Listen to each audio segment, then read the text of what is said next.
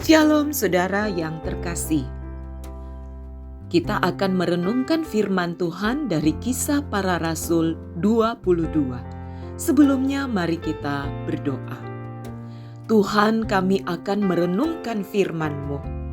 Berbicara kepada kami.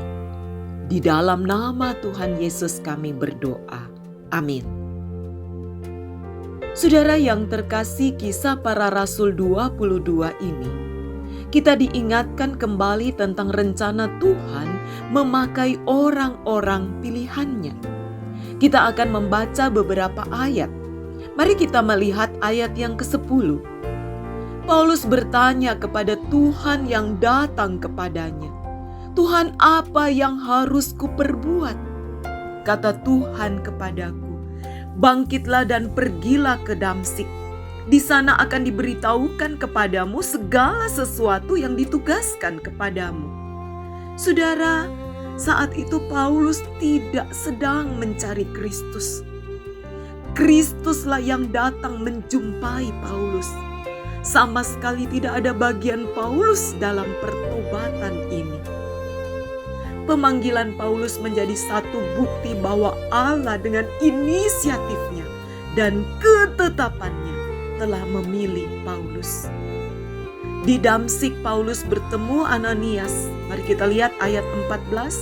Lalu Ananias berkata, "Allah nenek moyang kita telah menetapkan engkau untuk mengetahui kehendaknya, untuk melihat yang benar, dan untuk mendengar suara yang keluar dari mulutnya." Jelas firman Tuhan berkata, Allah lah yang telah menetapkan Paulus. Allah memanggil Paulus untuk melanjutkan rencananya, menyatakan kerajaan Allah di bumi ini.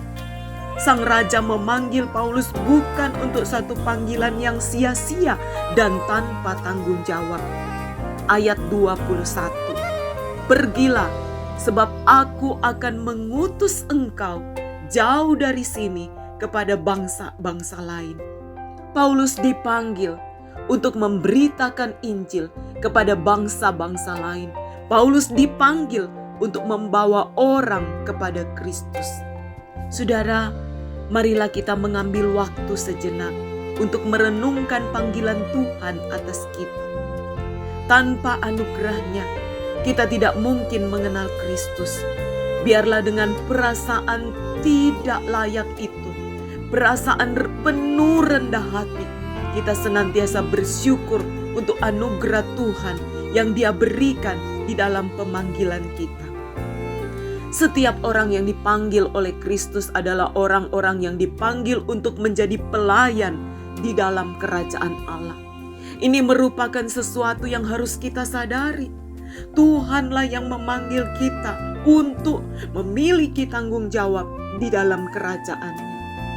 Mari kita berjuang mengerjakan tanggung jawab ini dengan segenap kekuatan. Apapun yang Tuhan percayakan di dalam hidup kita, demi nama Tuhan dipermuliakan di bumi ini. Saudaraku, carilah apa yang Raja kita inginkan dan kerjakan itu dengan segenap hati kita. Sebab kita ini adalah alatnya yang telah dipilih, ditebus, dan dipanggilnya dengan kasih dan pengorbanan yang besar. Tuhan menetapkan kita untuk mengambil bagian dalam pekerjaan kerajaan-Nya di dunia ini. Tuhan memberkati. Mari kita berdoa. Tuhan, terima kasih. Dalam anugerah-Mu Engkau menetapkan kami untuk terlibat dalam pekerjaan kerajaan Allah di dunia ini. Mampukan kami menyatakan kebenaran Injil selama hidup ini masih ada. Terima kasih. Dalam nama Tuhan Yesus Kristus kami berdoa. Amin.